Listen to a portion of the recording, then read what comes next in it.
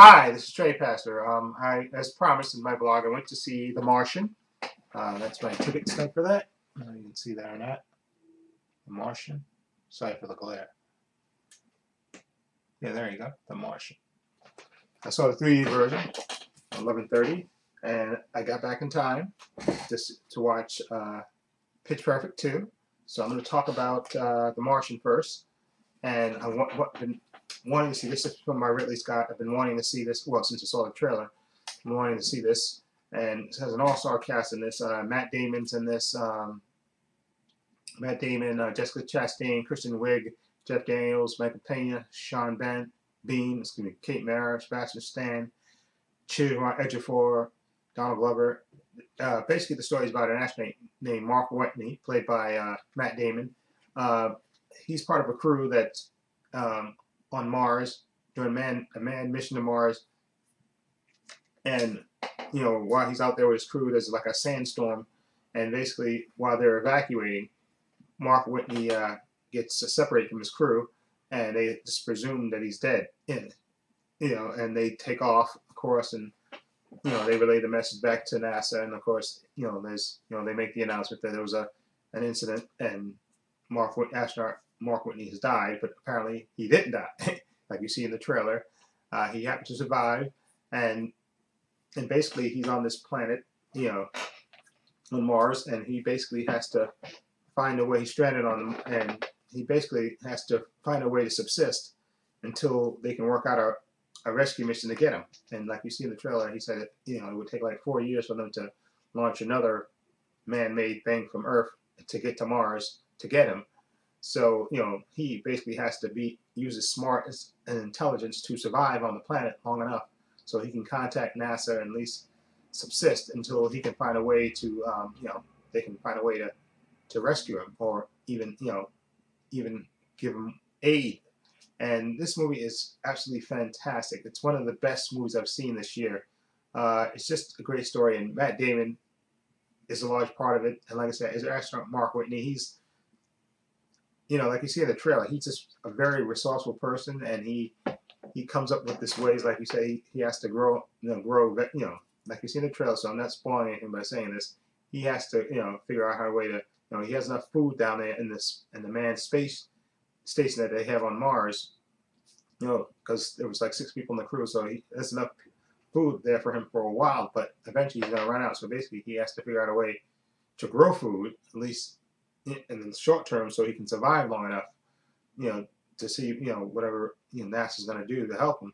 And he comes up with that way of creating, like you see in the trailer, of basically growing stuff, and he figured out a way to use the materials that were left behind to survive. And then of course you have they flash back from, they show him on Mars, and they show back at NASA where Chiwetel Ejiofor, he plays Vincent Kapoor, he's in charge of the Mars mission.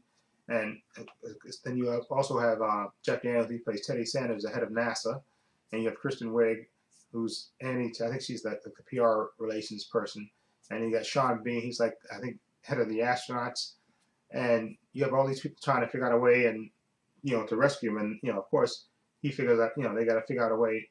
At first of course they don't know that he's alive, but like you see in the trailer, he figures out a way to contact them, and then they find out that he is alive, and then they make efforts to try to to contact him and to see what they can do to save him or aid him.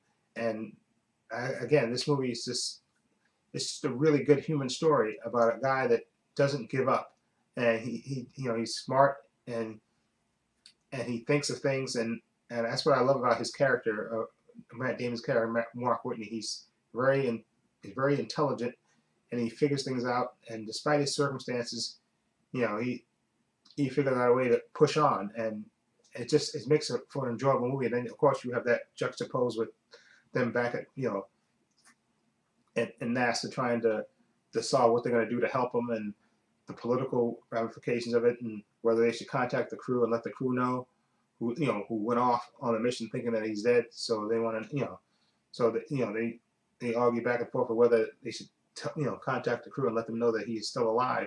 And it's just a good drama. It's good human drama, and it kept me on the edge of my seat. And it was just so interesting, and the actors, all the actors, I thought did a great job. Specifically, of course, Matt Damon did a great job, I thought as well. Uh, Jessica Chastain, she plays Melissa Lewis, like the commander of the Mars mission where he got trapped, and I thought she was good too. They're not in the movie as much as you think. The movie mostly concentrates on Matt Damon's character. But I think the visual, I saw the 3D version, the 3D I think was excellent for this movie. And it's just a good human drama, and it makes you're involved, you're invested in this, and you want to see him, survive. And I love the performances by the whole cast, and it's just a really great drama, and it really intrigued me and made me, I was totally invested in it as well. And I love this movie. It's one of the best movies I've seen this year. And I would highly recommend it. And I'm going to give it an 8.5. I thought this movie was fantastic. Definitely one of the best years. I highly recommend it. I thought Ridley Scott did a great job with the direction and stuff. And like I said, the cast is great. And Donald Glover plays like Rich Purnell. I think he's like not a college student. He works in aeronautics, I think. And well, no, I don't want to spoil that. But he's a very important figure in this movie. Okay, and again, you have Sebastian Stan, he plays Chris Beck, he's part of the Mars crew. You have Kate Mara, who plays Beth Johansson, she's part of the crew as well as Michael Pena as Rick Martinez, and they all, I think, do a great job, in these roles. And I definitely, again, recommend it. 8.5 for me for The Martian. Sorry, I forgot the name, but it's a fantastic movie. I definitely highly recommend it. You'll be highly entertained and heavily invested in the movie, and I think it's one of the best movies of the year. There you go. So that's my rating for that. Now the next movie I'm going to talk about, it's Pitch Perfect 2. Okay, which is this little baby. Like I said, I saw the first movie. I really enjoyed the first movie. I thought the music and the whole acapella, thing was fantastic. Loved the music. Loved the performances and stuff. So of course, I was looking forward to seeing the second movie, Pitch Perfect 2. And basically, it takes place after the events of the first movie, of course. And basically, it opens up with the Bellas performing at Lincoln Center, in front of the president. And because of a certain incident, let's say a certain incident involving Fat Amy, which kind of brings disgrace upon the Bellas and stuff, they wind up getting suspended. Okay, but they still, because they won these, they're like the reigning, I think, acapella champions. Now they're supposed to be an international contest, and they're still eligible for that. And the school says, well, if they win that international competition, they'll get reinstated. Okay, and they'll unsuspend the Bellas. Okay, and basically you also have a few little subplots in there. You have Becca, played by Andrea Kendrick. She's trying to think about life after graduation, and she's interning at this record studio, trying, giving coffee out and all that stuff. And, she's trying to also become a record producer eventually. Okay, so she's focused on that more than her Bella stuff. And then you also have, Fat Amy and that annoying guy. What's the guy's name? Hold on. Say his name. The annoying guy that was in the first movie. I don't know what's his name. It'll come to me. Hold on. Let's see. What was his name? The guy that was that actually sold out. What was his name? Adam Devine played Bumper. That guy. Yeah, you have that little subplot with her, and you also have this subplot of Haley Stanford, which is where is she? She is right there. She plays a new student, new Bella, Emily, who's a legacy. Her mother, played by Katie Segal, used to be a Bella, so she's trying, her first year at school, she's trying to, of course, be a Bella as well and uphold her mother's tradition of being a Bella. And this movie was okay. I loved the first movie, I have to say that. And there were parts of this movie that I loved, certain things, aspects that I loved, because specifically, I'm going to tell you, there were, of course, if you see in the trailer, so this is not a spoiler really, there's a German group called Das Machine, I think they're called. And it's funny that Becca, whenever she's in the presence of the German girl who's like the leader of them, she basically starts stuttering around and kind of losing her place, and her reactions are priceless. And I read a little thing that they were like improvised.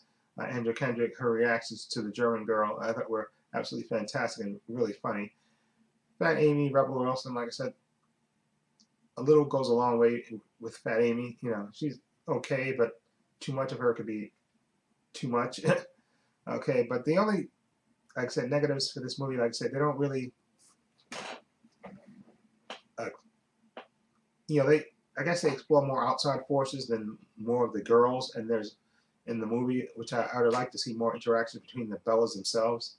Okay, there's not as enough as there was in the first movie, I think, and that kind of tuck away to me a little bit of the specialness of the first movie and this movie. And another part that I loved about the movie is the announcers. What you call it? They wrote and directed. She didn't wrote, but she directed this. What's her name? What's her name? Elizabeth Banks directed this movie. Her and I forgot the guy's name who they play the announcers. But I thought they were hilarious together. And all their little moments where they would talk, their one-liners are absolutely hysterical. I thought they were a good part of this, and of course the music. I thought, anytime they had any musical numbers and stuff, I thought those were great. But I think this movie suffers from not enough Bella interaction. I mean, they had the new Bella come there, but there was not enough interaction, I think, between the Bellas themselves. And there were, I think, two Bellas in this movie that I don't even think they had a line. And to be honest, I don't even think they had speaking lines. And I think that kind of took away the specialness, because that's one of the things that I loved about the first movie, that they, you had the interaction between this group, this tight-knit group, and they had this, well, in this movie, I guess they try to make it different by having, but to me, it had too many little other subplots going on in this movie, which kind of took away the specialness, from it as well. But the music, as far as the music number was concerned, I absolutely loved them. The little, competitions they had, and the final competition as well, I thought was fantastic as well. And you have Skylar also plays Jesse, and then he's in this movie as well. But again, his part is kind of marginalized. He's not in the movie as much. And Bumper, and I could have done without the Bumper and Fat Amy little subplot. Okay, I could have done without that. Okay, I'd have loved to see, again, more interaction between the Bellas themselves. I think that's one of the things I loved the most about the first movie. The Bellas, them interacting with each other. There's only, I think, one moment one moment where they kind of go away to a retreat to kind of refocus. And I think that was probably one of the best parts of the movie, when you see them all together interacting. And I love, and that's one of the things I loved about the movie. So hopefully, if they do a Pitch Perfect 3, they'll get back to that part of it where, with the Bellas themselves. So, I think that would be, make for a better movie. But as it is, like I said, I was entertained, and I like the actresses that are in this movie. I love Brittany Snow right there, who plays Chloe.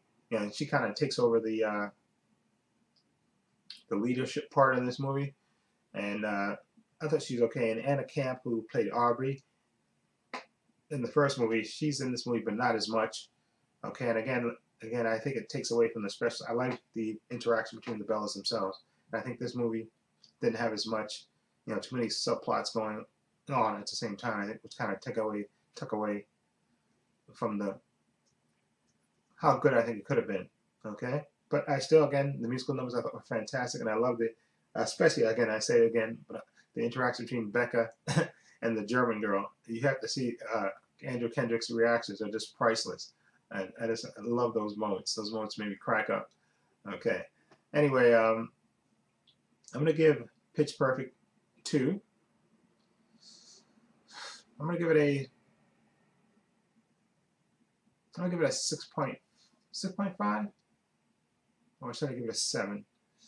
Now the music will kind of push it up, I think. No, because the first movie, I love that. I would give the first movie an 8. But this movie I thought was lesser than that. So I'm going to give it a 6.8. Okay, 6.8. Not quite a 7.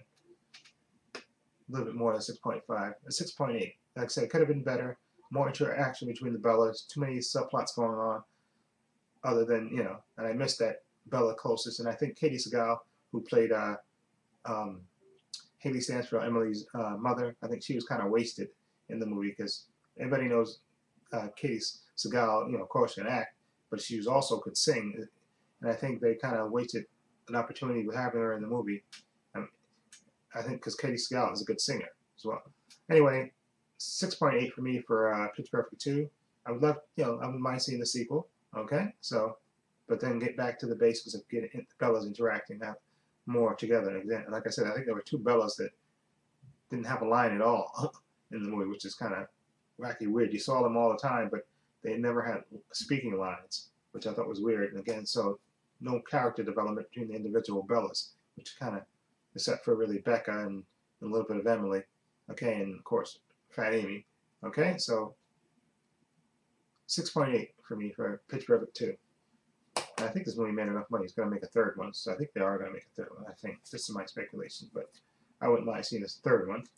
Anyway, and again, The Martian, Matt Damon. I thought this movie was great, all-star cast about astronaut Mark Whitney and being stranded on Mars and basically trying to survive, and NASA trying to rescue him, and his crew and the crew finding out and them trying to rescue him. And I thought the cast was great. I thought the story was great. The direction was fantastic. The 3D was great. I saw it in 3D. 3D was excellent, and definitely one of the best movies of the year. I thought Matt Damon was hilarious and funny, and you cared about his character. Of course, you wanted him to succeed. You cared about those characters, and I thought the acting was great, top notch, great cast, and I definitely highly recommend it. One of the best films of the year. Ridley Scott did a fantastic job.